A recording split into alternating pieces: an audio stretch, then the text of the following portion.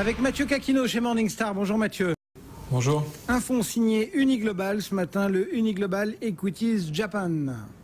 Oui, ce fonds permet aux investisseurs donc de s'exposer au marché japonais avec moins de risques. Ça veut dire quoi, moins de risques?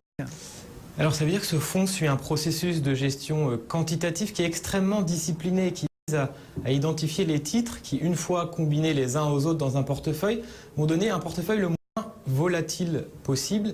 Alors le fonds est géré par effectivement Unigestion. Unigestion, c'est une société de gestion suisse indépendante qui sait très bien aligner ses intérêts sur ceux des investisseurs de long terme. Par exemple, les frais de gestion des fonds sont raisonnables. Si on regarde, la société communique clairement et de façon détaillée avec les investisseurs. Et puis aussi, une bonne partie du bonus des gérants est automatiquement versé dans les fonds qu'ils gèrent et cet argent est bloqué pendant 3 ans. Donc au final, on a une équipe qui est expérimentée et stable. Alors même si on a effectivement un modèle mathématique de gestion, l'équipe est quand même très importante puisqu'elle va affiner l'univers d'investissement en amont et ensuite, une fois que le modèle a tourné, elle valide chaque décision d'investissement pour détecter d'éventuels risques fondamentaux ou statistiques. Bon, je me pose la question, en termes de portefeuille, on va dire, si on limite à ce point-là la volatilité, qu'est-ce que ça donne?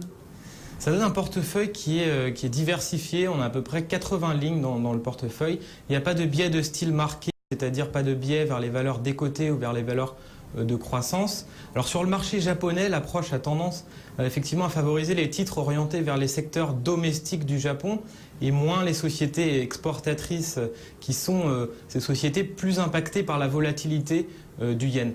Donc au final, le fonds est moins présent sur l'industrie, mais favorise en revanche des secteurs plutôt défensifs, comme par exemple la santé, les services publics, la consommation défensive, et puis enfin les financières qui sont très peu présentes dans ce portefeuille.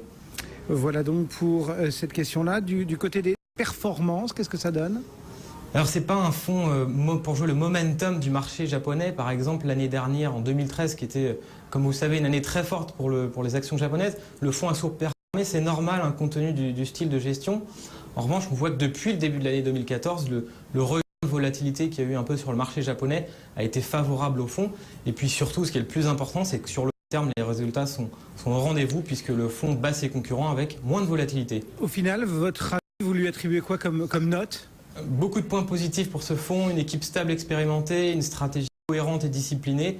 Et pour rien gâcher, des frais légers, donc ce fonds Uniglobal Equities Japan a été noté silver par nos analystes. Merci beaucoup Mathieu Caquino pour ce décryptage. On vous retrouve bien sûr régulièrement à nos côtés, l'équipe de Morningstar, pour vous donner leurs sentiments sur les fonds que vous pouvez choisir pour agrémenter vos portefeuilles. Dans un instant, le journal sur BFM Business.